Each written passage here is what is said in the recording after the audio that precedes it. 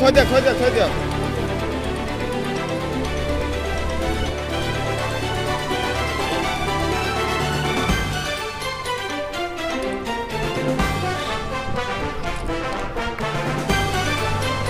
খুবই আনন্দিত যে আমি যিসকল প্ৰাপ্য ব্যক্তি আছিলে সেই ব্যক্তিসকলক আমি কিবা এটা আমাৰ ফালৰ পৰা সেৱা কৰিব পাৰিছোঁ।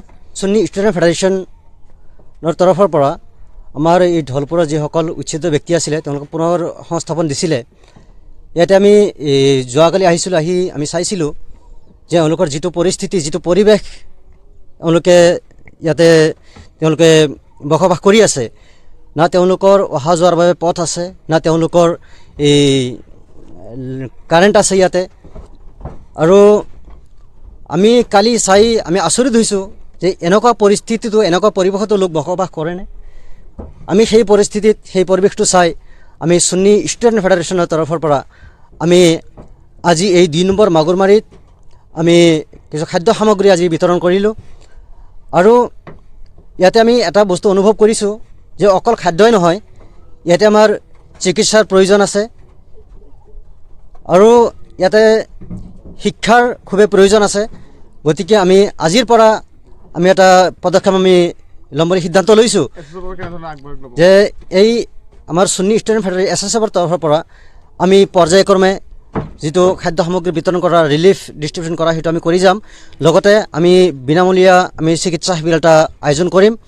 তাৰপিছত আমি এই যিসকল লোক ইয়াতে বসবাস কৰি আছে তেওঁলোকৰ ল'ৰা ছোৱালীৰ বাবে আমি শিক্ষাৰ ক্ষেত্ৰত পৰ্যায়ক্ৰমে ঠায়ে ঠায়ে আমি স্কুল স্থাপন কৰাৰ বাবে আমি পদক্ষেপ গ্ৰহণ কৰি যাম। SSF इंडिया 25 स्टेटों में काम कर रहा है। Educational and charitable social service activities हम कर रहा है। वो हम आसाम में आ गया। आसाम में बहुत डिस्ट्रिक्ट में फ्लड अफेक्टेड है। ये लोगों को मदद करने के लिए हम इधर आ गया। इंशाअल्लाह वो अभी देखा बहुत ख़राब हाल है।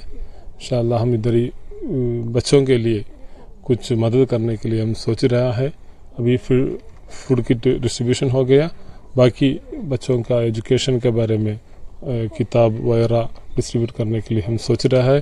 उसके साथ साथ वो पढ़ाई का आगे बढ़ने के लिए क्या क्या करना, वो भी हम एक प्रोजेक्ट बना के इंशाअल्लाह नेशनल कमेटी में रख कर इधर आसाम लोगों के लिए मदद करने की हम कोशिश कर रहा है। आप लोगों का पूरा ये हेल्प हमारे को भी चाहिए। ये लोग ऐसा हर वक्त ऐसा सैलाब आ रहा है, इसके लिए एक परमानेंट सोल्यूशन भी ये लोगों को लिए चाहिए। ये तो ब्रह्मपुत्रा हर साल में ऐसा ओवरफ्लो होता है। ये ओवरफ्लो होने के वक्त वो गवर्नमेंट सेंट्रल गवर्नमेंट और स्टेट गवर्नमेंट की तरफ से कुछ एक परमानेंट सोल्यूशन आ गए तो भी ये प्रॉब्लम सॉल्व हो जाएगा।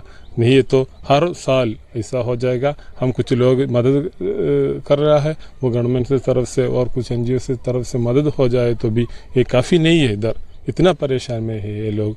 इसके लिए सब लोग आपका मदद ये लोगों के लिए देना चाहिए। आप सब लोग दुआ में भी ये आसाम लोगों के लिए हर वक्त आपका प्राइवेट दुआ में आप ध्यान रखना, ऐसा बोल रहा हूँ। अस्सलाम वालेकुम।